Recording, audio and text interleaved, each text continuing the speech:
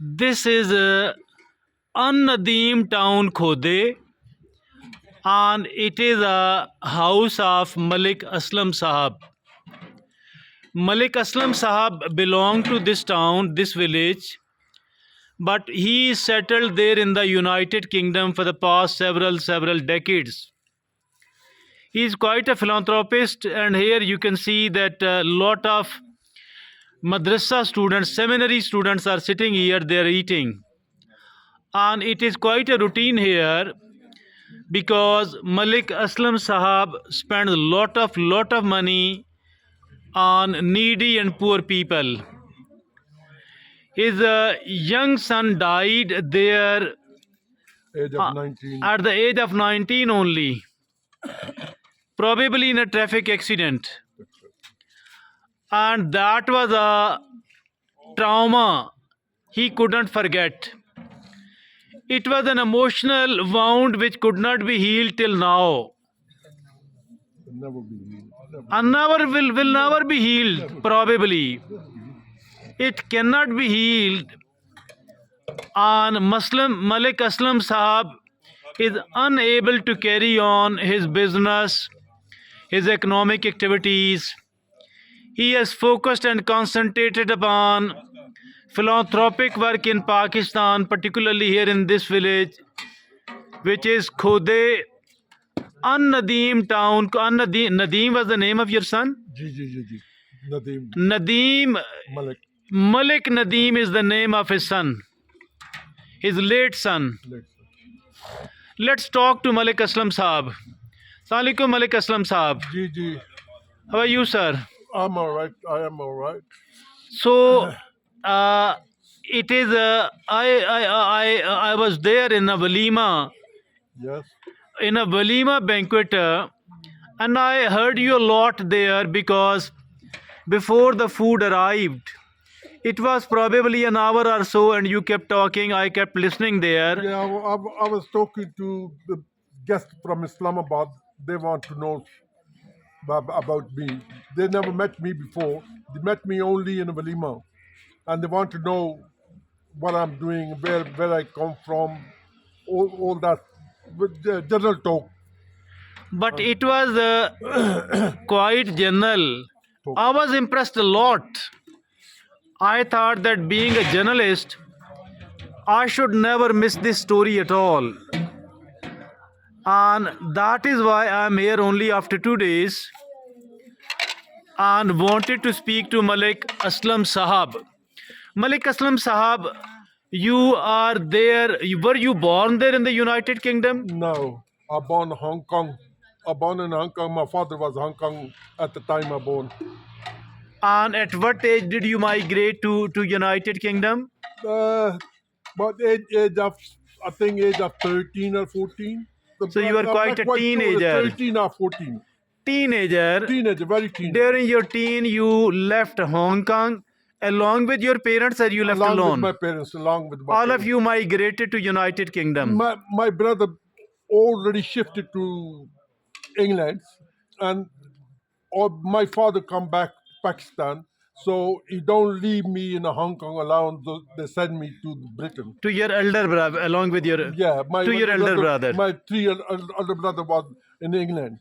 Okay. I was the only child, and my father So, bring here. what about your education, your schooling, and your business, etc.? The education is the normal education. I'm not the graduate anyhow. Was too spoiled child, and not carry on with the study. Could not carry on. With the study. But studies are good, although it is not essential.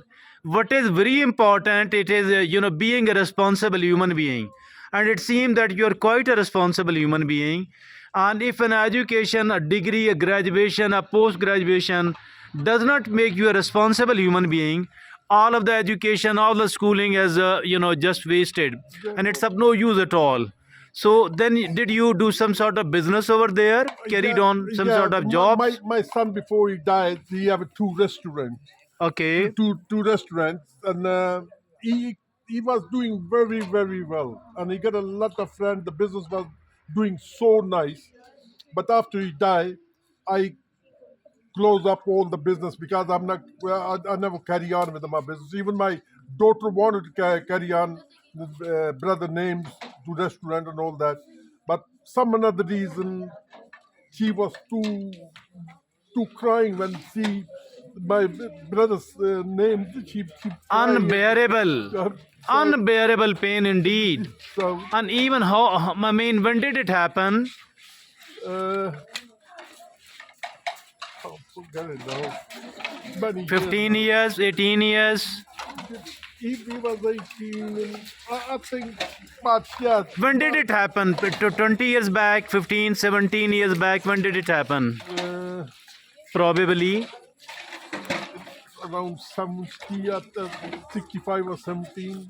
No, 70, 75, must be 70. Nis- No, he born 90.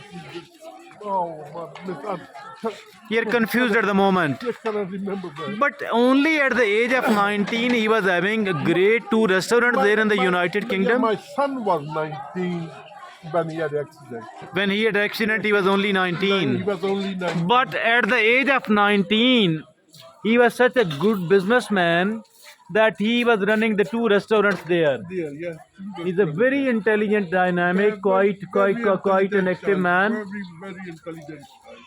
So, but it only Allah knows that how long somebody is going to live here. None of us actually is here forever. No. None of us is here forever. Never come in this world, he must go. Rather, once somebody is born, then they start walking toward their graves. On every passing day, every passing minute, every passing moment makes us closer to our graves. We are actually a traveler, Bishop. and the time is passing very quickly indeed. We are here only a visitor. You must go. We're only a visitor. You have to move on. The Yeah. actual place is there. Yeah. That is the actual place. That is very right. So now, since then, you are so heartbroken. On the one hand, you closed all your businesses. On the other hand, you dedicate yourself for the philanthropic activities, for the charity works? Do some charity work. Whoever come for a charity, I'm not sponsor any charity, but because I'm doing my own the dars and masjid and all that. But So it I is do a help- I do religious help. education you are dedicated yourself for. Yeah. You want the younger folks to be religiously educated. And that is a great work. It is called Sadaqah Jariyah. Okay, Jariyah, that's it. In the local language, it is called Sadaqah Jariyah because education, the religious education, that is something which will keep, Allah subhanahu wa ta'ala will keep rewarding us for all the time. And particularly once we leave this world, particularly once we stop breathing, and then the charity work, the philanthropic work, it will, I think it will start benefiting us.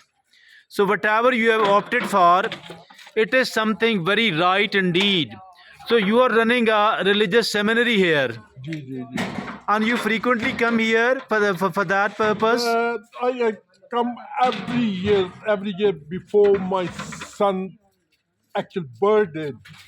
Particularly on the birthday of your son. You come here particularly on the birthday of your son. Yeah.